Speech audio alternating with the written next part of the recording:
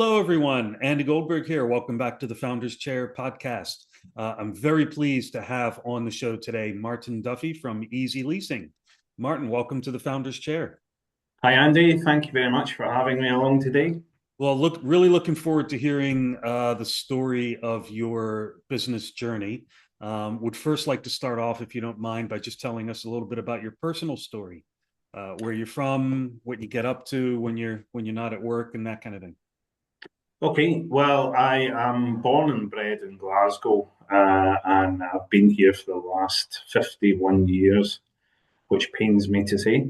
Uh, I'm married to Sue, my wife, and we have four kids together, Shannon and Alex, who are my stepdaughters, and we have two boys together, Charlie and Finn. I guess, like most business owners, the business is with you kind of 24/7.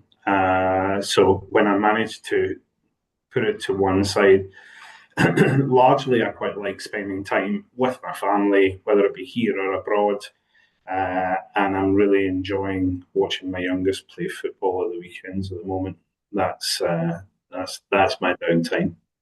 Excellent. And tell us your story then, Martin, about how the business came about at the start, and in particular, at what point did you feel you had the confidence and had what it takes to be a business owner?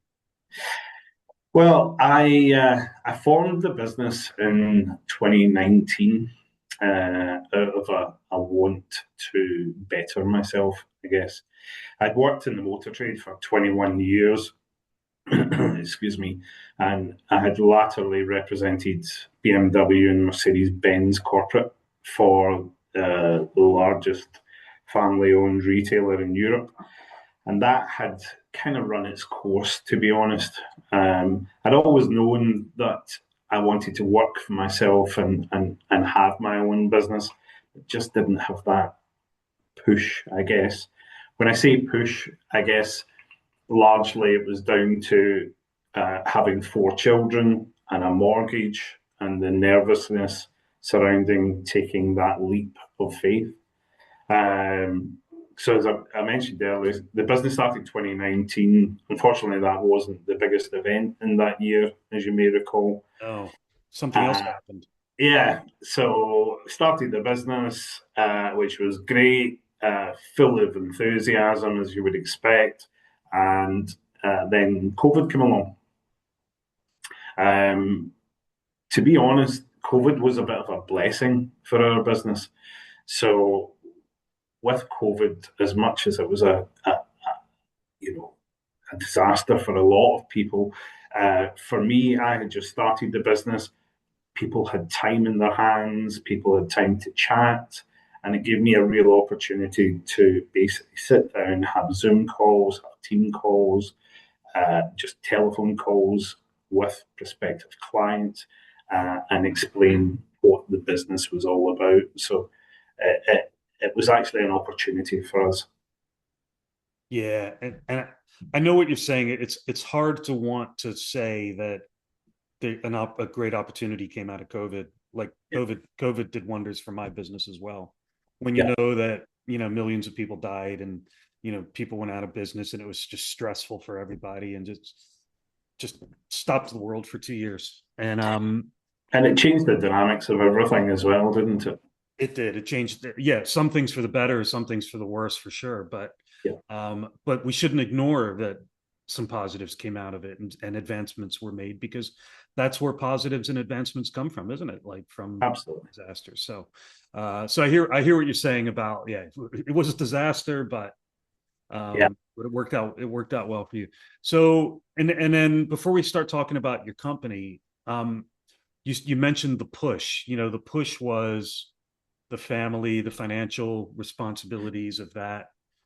Yeah. Was there somebody there who pushed and inspired you to do it, or was it just the circumstances and then on your own? Yeah. So I, if I roll back to 2018, um, I I had taken a table at a charity event, the Prince and Princess of Wales Sportsman's Lunch, And at that time, I'd invited all my best clients along, as you do, for an afternoon out, just to spend some time with them, thank them for their business. And we were having a great afternoon. And as the afternoon progressed, a few of the guys had started asking questions about, yeah, I'd quite like this as my next car, and would you be able to get me this, Martin? And as it happened, it was brands that weren't available to me, and as I was kind of trying with without saying no, I was trying to say, oh, that might be a bit of a challenge. And one of those gentlemen basically turned around and said to me, why don't you do it yourself? You can supply everything. And that was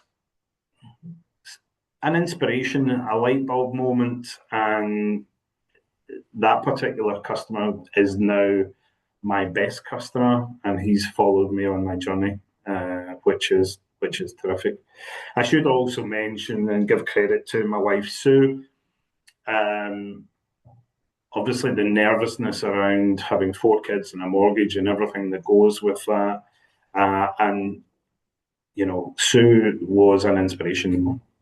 She was pushing me from behind, saying, "Look, what's the worst that can happen, Martin? Go out, give it a go, give it your best go, and if it doesn't work out, you'll be able to get a job in the motor trade again." So my wife, yeah, she it probably wouldn't have happened without her backing, to be honest.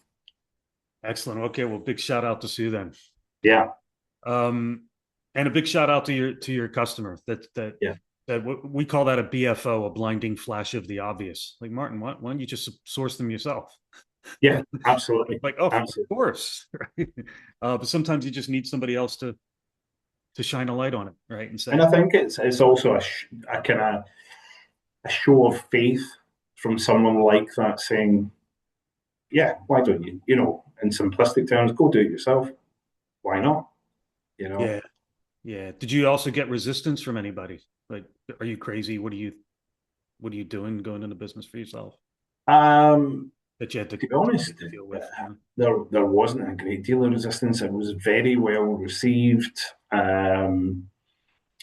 I was very, very active in LinkedIn, as I continue to be so. And people congratulating me and asking me more about the business, and messages coming in. It was great, to be honest, and it continues to be that way. There's so many different platforms that customers can reach you nowadays. So yeah, very no resistance that I can think of. Just more praise and well done. And listen, you're going to smash this. So yeah, it was all good. Tell us about Easyleasing. What do you do? Who do you do it for? And how do you do it? Okay, so Easyleasing, we're a small family leasing broker based in Rutherglen in South Lanarkshire. The core of our business is simply car and van leasing. We provide that to businesses primarily, and private individuals. Uh, we also have a great deal of experience in the electric vehicle market, and I've been involved in that for over 12 years now.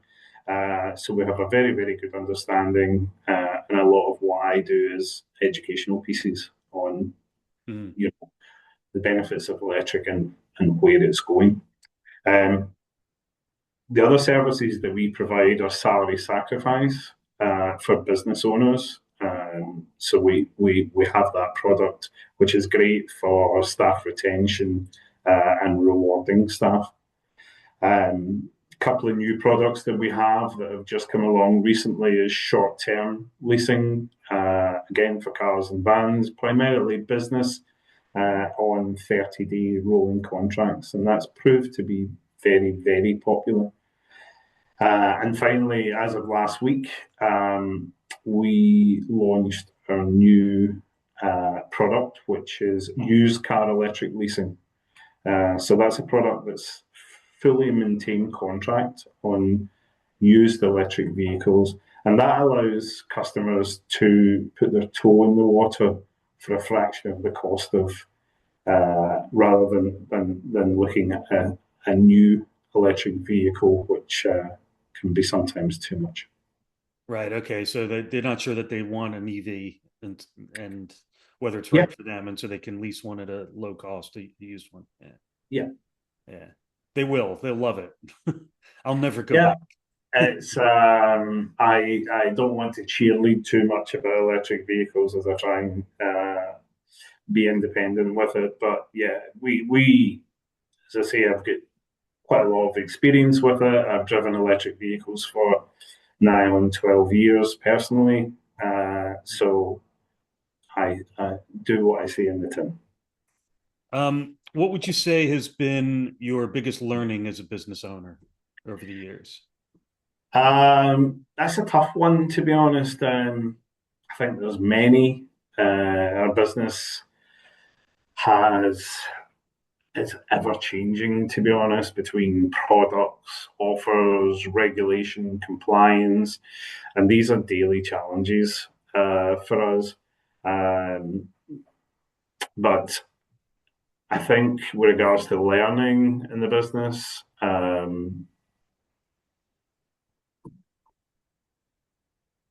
I think COVID was a real learning curve. Um, but again, off the back of that, we had the challenges of you may recall the semiconductor issues with vehicles a couple of years ago that they couldn't get microchips to put in vehicles, so vehicle availability worldwide diminished, and that was a challenge for the business. And we quickly became experts on microchips Yeah.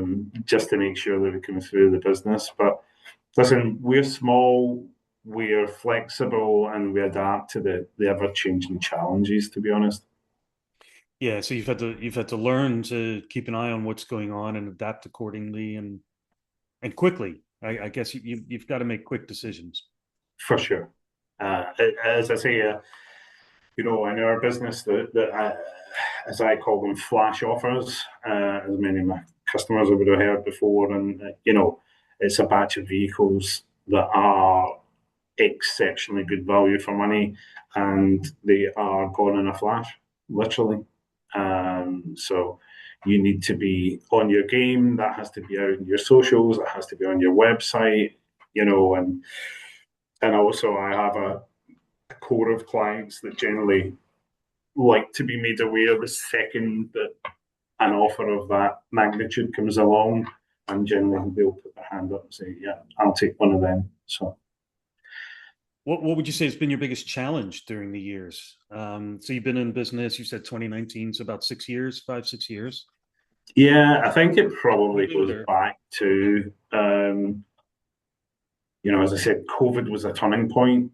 It was great to chat to people, but with the restrictions that were in place, it did make me think, am I, going to be able to get through this?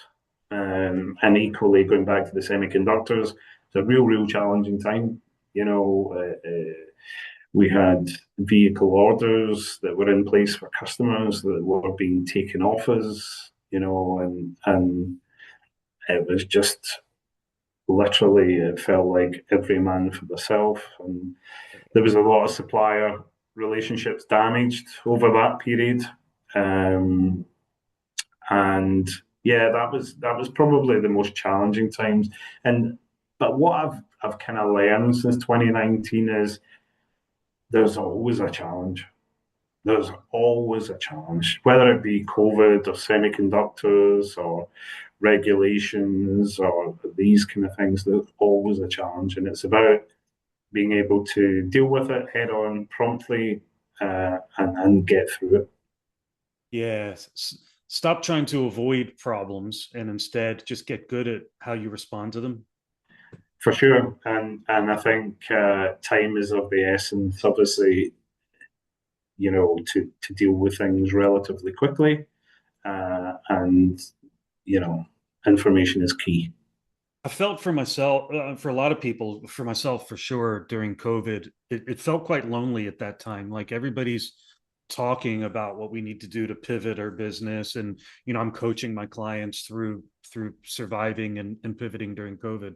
But Yeah, still, it's quite lonely there. You know that at the end of the day, it's down to you to make this business work through such a difficult time. I mean, did you have your wife obviously, but did you have anybody else there to kind of pull you through that challenging time? that's an interesting question. Yeah, you're absolutely correct. I think I still maintain this to this day that running a business can be a bit of a lonely gig, all in all. But at that point, I found myself, you couldn't go out of the house, so I was obviously working from home, and it was myself, my laptop, the dog lying snoring next to me, and obviously the kids at home and trying to educate them. So real challenging times, and it was lonely. And what that made me do, to be honest, was join a networking group. Um, Now, my thought process with joining a networking group was actually not to get more business at that stage. It was more to have people around about me. I came from an environment where I had colleagues. So you go into an office every day and there'd be a little bit of chit chat or banter or, people round about you, to going to flying solo. So I joined a networking group, which was initially on Zoom, and that was great for me. Just all I wanted to do was to bounce off other business owners, chat with them, understand their business, and that was great just as a support network more than anything else. So, and to this day, I'm still there. Excellent. Yeah, that's a good piece of advice for people, I think. Um, might need to run your business on your own, but just make sure you're interacting with other people and you're in the right environment. Yeah, Um, because you learn from these guys every day. yeah. So yeah, it's a good support. And we're all social creatures at the end of the day, right? So just the need to have that interaction when, especially if you're on a online based or Zoom based Yeah, company where you're not really, in the physical presence of other people very often. It's really yeah, important to get that on a regular basis. That's a really good point. I'm glad you mentioned that one. So yeah. what's I think what's just sorry to interrupt. Just one other point I was going to make was I think another thing that I've found is key since COVID. And listen, it's great to have a Zoom call, a Teams call, whatever it may be. But there's nothing like getting in front of a client and having a chat and having a coffee, and there's business to be discussed, but there's yeah. there's other things to chat about as well. So I try and maintain that in my business. That's why we are slightly different from other brokers or larger brokers, where everything is online and everything is a click of a key. We largely deal with people in Glasgow in the West. So you want me to come out, have a chat, have a coffee, or equally, if you'd like to pop into our office in Rutherglen, you can do that too. Excellent. Yeah, good to know. Good to know. And you're right. You're right. Zoom is not socializing. Zoom is not human interaction at the end of the Yeah, day. It's just a means to be able to have a conversation. for sure. Yeah. You don't have to hold a phone to your ear. So Martin, what's the next big thing for you and your business? What do the next 1 to 3 years look like in terms of growth and opportunity and challenges? Yeah. So we have our plans, and we have a business plan in place. As I mentioned earlier, with regards to electric vehicles, the UK, like the rest of the world, is in a huge adoption curve with electric vehicles just now. And you know, largely, as I mentioned earlier, part of my role is education on electric vehicles and in the future, what's going to join electric vehicles. Is it going to be hydrogen? Is it going to be petrol? Will diesel still be there? Synthetic fuels, people talk to me about. So, you know, largely what we do is, the next 5 years is about seeing where that lands. Largely, it's going to be electrification of vehicles, but it's just about keeping up to date. Regards to the business, yeah, we've got aspirations we'll split the business into divisions. We're looking to have a higher drive division, mainstream short term leasing, and also the possibility of a subscription model for customers going forward. Wow. So it's ever changing, but we know what direction we're heading in. Excellent. That's a good idea to to know what direction you're going. Yeah, for sure. And have a good plan, I think, is another good Yeah. learning out of that one as well. Yeah. So as we come up to the end of our conversation, Martin, do you have any other final advice for business owners who are just starting out on their own, or would-be business owners who are considering whether they should go out on their own? What would be your final word to them? My final word to people starting out in business is thoroughly research your market. And once you've done that, thoroughly research your market again. So what I found is when I started the business, I thought, yeah, I've got pretty much all the bases covered. I know what I'm doing. Absolutely, no trouble. Let's, get on the saddle. Let's go. And I probably quickly realized within about 6 months that I knew a fraction of what I needed to be honest. And listen, that's okay. That's all about the learning curve. But I think also knowledge is key in your business. Running a business is very rewarding, but if you're starting a business, you need to know A, that it's probably the hardest you'll ever work, and B, it's generally with you 24/7. It is indeed. Is indeed. Well, Martin, look, it's been an absolute pleasure speaking with you today. Thanks very much. Some really good tips and words of wisdom there as well for all the business owners and entrepreneurs listening in today. So thank you for that. Thanks for having me, Andy. And thanks to all of our viewers and listeners, as always, for tuning in to the Founder's Chair. Keep an eye out for more interviews coming up real soon on our YouTube and LinkedIn. Just want to say thanks once again to Martin Duffy from Easyleasing. Martin, thanks very much again for being on the show. Welcome. Thanks again, Andy.